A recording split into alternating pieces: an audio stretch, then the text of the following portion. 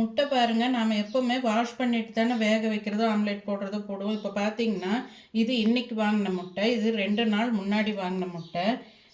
இது எதுக்கு பேனா மார்க் பண்ணியிருக்கேன்னா, நம்மளுக்கு புது முட்டை பழைய முட்டை அடையாளம் தெரியணும், எது பழசு புதுசுன்றது கெட்டு போனது கொடுத்துருக்குறாங்களா என்னன்ட்டு. இந்த மெத்தட் நிறைய பேருக்கு தெரியும், செக் பண்ணிவிட்டு யூஸ் பண்ணுங்க. ஆம்லேட்டுக்கு ஒரு 4 முட்டை போடும்போது ஒரு முட்டை கெட்டு போனாலும் நம்மளுக்கு வேஸ்ட்டாக போயிடும். பாருங்கள், இதை எப்படி பண்ண போகிறோம்னா, இந்த தண்ணியில் போட்டு நம்ம வாஷ் பண்ணும்போது முட்டை எந்திரிச்சு நின்னதுன்னா, இந்த மாதிரி இப்படி நின்னதுன்னா நம்மளுக்கு கெட்டு போன முட்டைன்னு அர்த்தங்க. நீங்கள் அந்த மாதிரி செக் பண்ணிக்கோங்க. இப்போ நம்ம செக் பண்ணி பார்க்கலாம். முதல்ல பழைய முட்டைங்களில் போட்டு பார்ப்போம். இப்போ ஒவ்வொன்றா மெதுவாக நாம் உள்ளே விட்டுடலாம். கொஞ்சம் டைம் எடுக்கட்டும், அந்த தண்ணி ஷேக் ஆகும் இல்லைங்களா. அதுக்கப்புறம் இந்த முட்டை என்ன ஷேப்பில் நிற்குதுன்னு பாருங்கள். இந்த முட்டை ஸ்டாண்டு இருக்கும் இல்லைங்களா, அதில் நிற்கிற மாதிரி நின்னதுன்னா முட்டை கெட்டு போச்சுன்னு அர்த்தம். இப்போ பாருங்கள், நான் அதே ஷேப்லேயே வெளியே எடுக்கிறேன்.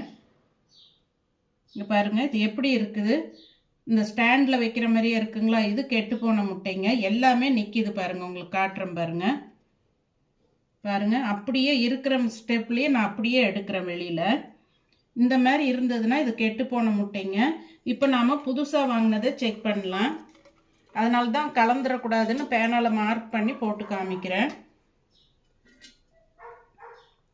இப்போ இது எப்படி இருக்குதுன்றதை நான் அப்படியே உங்களுக்கு எடுத்து காமிக்கிறேங்க. வாங்கின 4 முட்டையுமே போட்டாச்சு. கொஞ்சம் அந்த ஷேக் ஆகுது, அந்த தண்ணி கொஞ்சம் மெதுவாக அமைதி ஆனதுக்கப்புறம் எடுப்போம். இப்போ பாருங்கள், இந்த முட்டையும் வீணாக போச்சு. நம்மளுக்கு இதில் போட்டிருக்கும் போது நிற்கிது பாருங்கள் உங்களுக்கு. இப்போ இதெல்லாம் ஃப்ளாட்டாக இருக்கிறது உங்களுக்கே தெரியும் பாருங்கள்.